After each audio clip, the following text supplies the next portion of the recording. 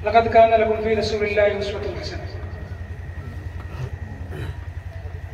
आज हमारे यहाँ आफ्ताब और महताब जैसी शख्सियत मौजूद है, बहुत दूर से आए मेहमानान और बहुत आली गरामी, जिनके बारे में तारीफ की जाए तो कुछ 10 मिनट तारीफ करनी होगी। आप लोगों ने तारीफ सुने हैं और यहाँ हमारे उस्ताद बैठे हैं, हमारे बड़े भाई भी बैठे हैं, बहुत सारे जाने पहचाने चेहरे भी हैं और ये इल्म की मजलिस है और यहाँ उलमा कराम बैठे हैं, अल उलमा वरसतुल अंबिया, तो उनकी जितनी इज्जत की जानी चाहिए वो हमसे नहीं हो पा रहा है। हम इनके बीच बैठे हैं, आपके बीच बैठे हैं, ये हमारा बैठना ही अपने आप में बहुत बड़ी कामयाबी है कि हम उस लायक नहीं कि आपके हम कदम हम चले, फिर भी आपके साथ बैठे, स्टेज शेयर किया, ये हमारी खुशनसीबी है। अल्लाह हमको सच में भी इतना इज्जत वाला बनाए। ये उलमा कराम की मजलिस है और जहाँ इल्म की बातें होगी और हुई भी होगी मुझसे पहले, और यहाँ सिर्फ तुलबा मौजूद नहीं है, मैं देख रहा हूँ बहुत सारे पेरेंट्स भी मौजूद हैं, उस असातिज़ा कराम भी मौजूद है। बस सिर्फ इतना कहूँगा कि यहाँ बहुत सारे उलमा कराम के नाम के पीछे काशी भी लगा हुआ है, मतलब देवबंद से ताल्लुक़ रखते हैं। आज जो हमारे मेहमान खुसूसी आए हैं माशाअल्लाह, वो भी इस बड़े ताल्लुक़ से ताल्लुक़ रखते हैं।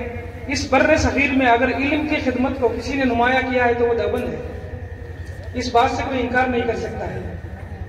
अगर हम तक हमारी जुबान पे कोई चीज पहुंची है तो पहुंचाया है उलमा कराम ने। ये जो आज हम उर्दू में पढ़ते हैं या बांग्ला में पढ़ते हैं, वैसे तो हदीस कुरान नहीं था, लेकिन जिन लोगों की खिदमत की वजह से आज हमारे पास पहुंचा है वो हमारे बड़े हैं, बुजुर्ग हैं, जो हमारे सामने बैठे हैं। हम जैसे बड़े हैं, मतलब हम उलमा कराम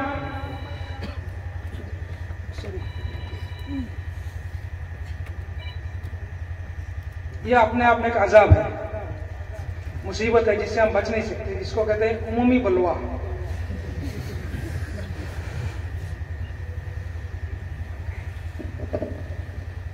जैसे उलमा कराम की इज्जत सबसे बड़ी है और उनको कहा गया अल उलमा वरसतुल अंबिया, जिम्मेदारी भी बड़ी है। उस जिम्मेदारी को देखते हुए सिर्फ हम ये उम्मीद रख सकते हैं कि उलमा कराम से हमारे समाज की सच्ची रहनुमाई हो। जैसे अल्लाह ने रसूल को भेजा पूरे उम्मत के लिए एक नमूना बनाकर, एक मिसाल बनाकर। कोई काम हम जब करने जाते हैं तो हमारे सामने कोई नमूना होता है, कोई मिसाल सैंपल होता है तो काम करना आसान होता है। किसी बच्चे को हम बाजार बेचते हैं और वो मेडिसिन का नाम नहीं जानता है तो हम क्या करते हैं कि जो पुराना मेडिसिन का जो स्ट्रिप पड़ा होता है उसका ऐसे ये दिखाना दुकानदार को और कहना कि ऐसा 10 टेबलेट दिए, या कोई पुराना पैकेट पकड़ा दिया, ये साबुन लाना है मेरे लिए, तो आसान हो जाता है। तो अल्लाह ने एक सैंपल भेज दिया पूरे उम्मत के लिए, पूरे बनून हुए इंसान के लिए क़यामत तक, कि तुम्हें कैसे चलना है। एक जिंदा मिसाल है, लक़द कान लकुम फ़ी रसूलिल्लाहि उस्वतुन हसनह, निस्संदेह तुम्हारे जिन्न उत्तम आदर्श अल्लाह रसूल। तो अब अल्लाह के रसूल हमारे बीच नहीं रहे, और वो जो अल्लाह के रसूल नहीं रहे उनकी तालीमात का जो नमूना और जो मुतासिर जो बंदे हैं वो है उलमा कराम, जो हमारे सामने है और वो हमारे लिए नमूना है। अवाम किसको फॉलो करते हैं? उलमा कराम को फॉलो करते हैं, उनको मानते हैं और वो रहनुमाई करते हैं। और जिन बड़े बड़े मतलब रूदाद में कार्रवाई में उलमा कराम ने रहनुमाई की है, वहां हम कामयाबी तक पहुंचे। आज भी यही उम्मीद लेके यहाँ से जाऊंगा कि ऐसी मदरसे से पूरे हिंदुस्तान को, पूरे दुनिया को रहनुमाई कर सके अल्लाह ताला। ऐसे उलमा कराम इस मदरसे से पैदा करे। कासिम ननतवी, रशीद अहमद गंगोई, अहमद सरहंदी, हुसैन अहमद मदनी रहमतुल्लाह अलैहि जैसे बड़े उलमा कराम यहाँ से पैदा हो और पूरे उम्मत को रहनुमाई कर सके। इस वक्त दुनिया में सबसे बड़ी जिस चीज की कमी है वो प्यार, मोहब्बत और भाईचारे की कमी है, उसकी खूब जरूरत है। और यहाँ से लोग उस सबक को लेके जाए। अल्लाह के रसूल के पूरे जिंदगी को उठा के देख ले कि बदला किसी से नहीं लिया, बल्कि हमेशा माफी से काम लिया है, नरमी से काम लिया है, प्यार से काम लिया है, मोहब्बत से काम लिया है। तलवार सिर्फ उतनी जगह पे उठाई है जहां अपने आप को बचाने की जरूरत थी, बदले की भाव से कभी काम नहीं लिया है। तो उस मोहब्बत के मैसेज को लेके यहाँ से उलमा कराम का एक जत्था निकले और पूरे हिंदुस्तान के, पूरे दुनिया को रहनुमाई करे, यही हमारी उम्मीद हो। और ये उम्मीद हमारी हक भी है और सच्चा भी है। और इस मदरसे में मैं बहुत सारे असातिज़ा को जानता हूँ जो बहुत काबिल है। और ये जो जगह है मुल्लागंज, ये आज से नहीं, जमाने से इल्म का खिदमत का जरिया रहा, मरकज रहा। तो ये हमारा उम्मीद भी एकदम नाजायज नहीं है। यहाँ से अच्छे लोग निकलेंगे, अच्छे उलमा कराम निकलेंगे और हमारी रहनुमाई करेंगे। इस समाज को सच्चे इल्म की बहुत जरूरत है। जो हमारे पेरेंट्स है, तुलबा है, बहुत सारे मदरसे हैं, दिन दिन मदरसे बढ़ रहे हैं, स्कूल बढ़ रहे हैं, बढ़ना भी चाहिए, लेकिन पॉपुलेशन के हिसाब से लोग कहते हैं भाई स्कूल बहुत हो गया, मदरसा बहुत हो गया। नहीं, पॉपुलेशन के हिसाब से नहीं हुआ है, और ज्यादा होगा और होना भी चाहिए। साथ साथ क्वालिटी भी बढ़नी चाहिए। खाली हमारे पास डिग्रियां ना हो, नाम के वास्ते हम पास किए हो, ऐसा ना हो। हम बच्चों को पढ़ाते हैं और मैं 25 साल से टीचिंग में हूँ, मैं जानता हूँ क्वालिटी क्या चीज होती है। अगर कोई बच्चा आके मुझसे कहता है कि मुझे ये किताब आती है, मैंने पढ़ लिया है, मैं जानता हूँ, मैं अच्छा स्कोर किया है, कितना स्कोर किया, 95%, दैट्स गुड। तुम्हें सब आता है? बोले मुझे सब आता है। कैसे पता चला? बोले होमवर्क में 95% मिला, एनुअल एग्जाम में 100% मिला। स्कोर से नहीं होगा, किताब लाओ, मैं चैप्टर से सवाल करूंगा, उस चैप्टर में अगर कोई भी सवाल का तुम जवाब दे सकते हो, मतलब तुमने पढ़ा है। तो आपको इस हद तक, गहराई तक पढ़ाई करनी है, सिर्फ एग्जाम पास करने के लिए नहीं। एग्जाम पास करना एक हुनर है।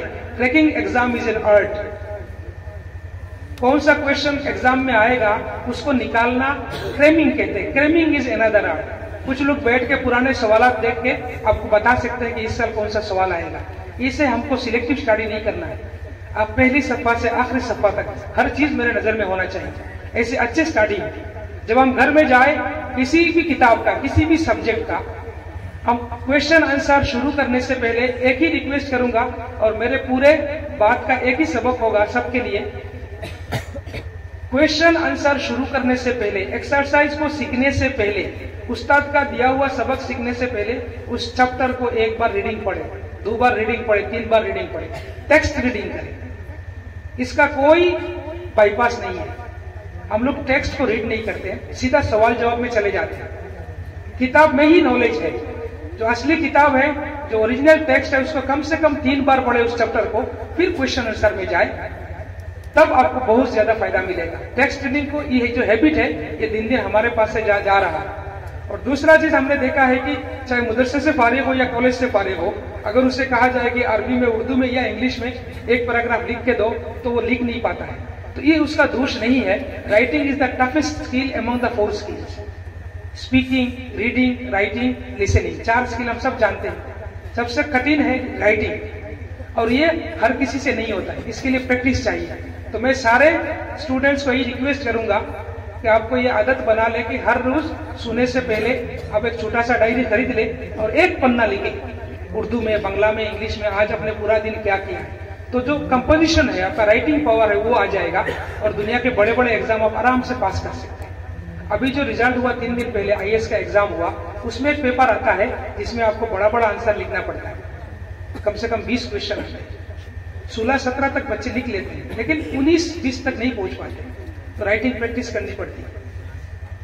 बड़े लेवल पे जाके सबके साथ ये मुश्किल होता है, एक पैराग्राफ लिख नहीं सकते। गांव में BA पास, MA पास भरे पड़े हैं। अभी हम मैं कह दूं कि कल चीफ मिनिस्टर मुल्लागंज में आने वाला है और चीफ मिनिस्टर को बाठोइया मुल्लागंज इलाके के बारे में कुछ शिकायतें दर्ज करानी है, मुझे अंग्रेजी में एक पेज लिख के दो, तो उसके लिए मुझे 10 घर जाना पड़ेगा लिखवाने के लिए। मैं सच कह रहा हूं या झूठ कह रहा हूं? 10 घर जाना पड़ेगा या एक घर में हो जाएगा? सबको पता है क्या लिखना है, हमारे इलाके की जरूरत क्या है, लेकिन मुझे लिखाई नहीं आती है। क्यों? इसलिए नहीं कि मैं नाकाबिल हूं, मैं गधा हूं, इसलिए नहीं आता है कि मैंने प्रैक्टिस नहीं किया। तो जो बच्चा, हम लोग स्कूल में कैसे कहते हैं, हम स्कूल में यही कहते हैं भाई, जो बच्चा 5 में पढ़ता है वो 5 जुमला लिखे, सिर्फ 5 जुमला, 5 सेंटेंस, किस बारे में, जो सबसे कंफर्टेबल टॉपिक हो, आसान किसी चीज के बारे में, 5 सेंटेंस। व्हाट इज पेन, कलम क्या है, 5 जुमला लिखो। ये पहला स्टेज है। व्हाट इज पेन, कलम क्या है। एक हफ्ता ये प्रैक्टिस करे, 2 हफ्ता ये प्रैक्टिस करे, 1 महीना सिर्फ 5 जुमला लिखने का प्रैक्टिस, 1 महीना आसान चीजों पे, स्कूल, कलम, घर, माँ बाप, मदरसा। दूसरे महीने में उस 5 जुमले को 10 जुमला बनाए। अब वो लिखे जिस चीज को पहले लिखा था क्या है, कलम, अब वो लिखे कलम से क्या क्या होता है, उसका फंक्शन लिखे, 1 महीना। तीसरे महीने में जाके 10 जुमला को 20 जुमला बनाए और जिन चीजों पे उसने 2 महीना प्रैक्टिस किया है, उन चीजों का निगेटिव और पॉजिटिव लिखे। जैसे मोबाइल के बारे में लिख चुका है वो, अब वो लिखे मोबाइल का फायदा क्या है, नुकसान क्या है, प्रोस कॉन्स, मेरिट डिमेरिट। जिंदगी में वो बच्चा कभी रुकेगा नहीं, किसी भी जुबान पे वो लिख के दे सकता है। चलते फिरते किसी भी मदरसे से फारिग या कॉलेज से फारिग, अगर मान लीजिए अगर हम मदरसे का एग्जाम्पल देंगे तो कहेंगे कि चलो हम लोगों को अंडर एस्टिमेट कर रहे हैं, चलो वकील का एग्जाम्पल देते हैं। एक एडवोकेट को अगर आप पूछेंगे कि भाई मुझे जरा ये फॉर्मूला बताओ, इसका कानून क्या है, मैं देख के बताऊंगा एक हफ्ते में। एक आलिम साहब से पूछे भाई इसका मसला कुरान हदीस में बताइए, मैंने तो पढ़ा नहीं, कल देख के बताऊंगा। तो ये हमारा हालत हो गया। तो इसीलिए मेरा बस दो ही आप लोगों से गुजारिश है, टेक्स्ट रीडिंग और राइटिंग प्रैक्टिस। एक टीचर होने के नाते मैं अपनी जिंदगी के तजुर्बा से ये दो चीजें शेयर कर रहा हूँ कि आपको नॉलेज कैसे होगा, टेक्स्ट रीडिंग करना पड़ेगा, इससे कुछ बाईपास नहीं है। और दूसरा आपका लिखाई आ जाएगी, अभी से आप थोड़ा थोड़ा करके लिखना शुरू कर दें ऑन डेली बेसिस, और ये तभी होगा जब एक डायरी मेंटेन करेंगे और सोने से पहले उस डायरी में एक पन्ना लिखेंगे। यही दो मैसेज आप यहाँ से लेके जाए मेरी तरफ से। अगर अच्छा लगे तो ले लीजिए, बुरा लगे तो मुझे माफ कर दीजिए।